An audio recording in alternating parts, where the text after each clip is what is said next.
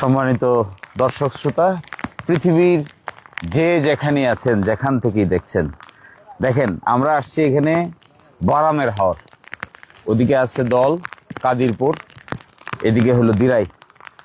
এবং এখানে এই হাওরে এসে পুরা হাওরে মানুষ জমি কাটতে পারেনি। এবং এইভাবে সোনালী ধান তলিয়ে যাচ্ছে।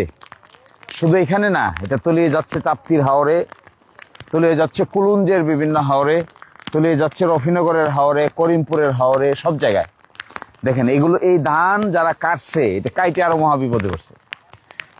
রাস্তার ভিতরে অনেক ধান দেখা গেছে যে কাটছে, কিন্তু এটা বিপদের মধ্যে আছে, এগুলো আর নিতে চায় না, কেউ তুলতেও চায় না। এবং এই ধান নিয়ে এমন বিপদে পড়ছে মানুষ। দেখেন এগুলো দেখে, ভিডিও দেখে, ফেসবুক পোস্ট দেখে সবাই অবহিত হয়েছেন, কিন্তু করবেন কি এখন? এটাই হলো মূল ইস্যু। কাজটা কি? আমরা এখানে না হয় এই কৃষকরা বৃষ্টিতে ভিজতেছে, নদীতে পানিতে ভিজতেছে, বাচ্চারা স্কুলে যেতে পারতেছে না, এসএসসি পরীক্ষা শুরু হয়ে গেছে। আমার মনে হয় প্রাথমিক কাজ করা উচিত সরকারের, এটাকে দুর্গত এলাকা ঘোষণা করা। কৃষি দুর্গত, কোথাও যায় না, বৃষ্টি পানি যেতে পারে না, চতুর্দিকে বাদ দিছে।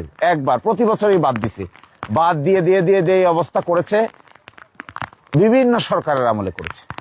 এখন যদি এগুলোকে নিয়ে সমন্বিত পরিকল্পনা না করা হয়, এই সমন্বিত পরিকল্পনা কোথায় করবেন? এই সমন্বিত পরিকল্পনা ঢাকায় বসে করবেন, বড় করে করবেন।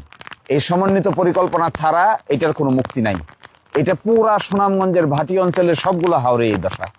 এখান থেকে যদি মুক্তি পাইতে হয়, তাহলে আমাদের একমাত্র কাজ হলো ভবিষ্যতে যেন এই পানি নিষ্কাশন ব্যবস্থা সঠিক করা যায়, এইটার ব্যবস্থা করবেন।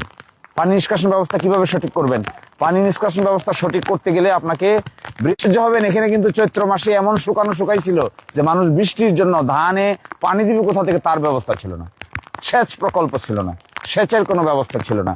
তো চৈত্র মাসে পানি নাই, আর বৈশাখ মাসে এমন পানি আসছে যে একেবারে সব শেষ।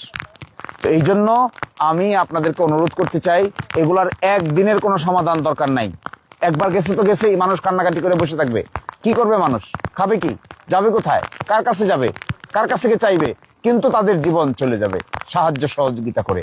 কিন্তু ভবিষ্যৎ, পরের বছর, তারপরের বছর, তারপরের বছর, এগুলো যদি মুক্তি দিতে না পারেন, তাহলে এখানে এসে সরকারের দায়িত্ব পালন হবে না। সরকারের দায়িত্ব পালন করতে গেলে মেগা প্রকল্প লাগবে, মেগা প্রকল্প। এই মেগা প্রকল্প এইভাবে 2, 4, 10 কোটি 20 কোটি টাকার বিষয় নয়। মেগা প্রকল্প প্রয়োজন হলে 500, 1000 কোটি টাকার প্রকল্প লাগবে।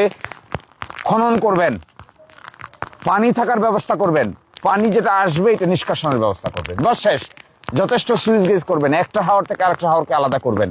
এবং আমি যেগুলো বলছি এগুলো আমার ইনস্ট্যান্ট বুদ্ধির কথা, কিন্তু ইঞ্জিনিয়ার ডাকলে পৃথিবীর বিভিন্ন দেশে এই সমস্ত হাওর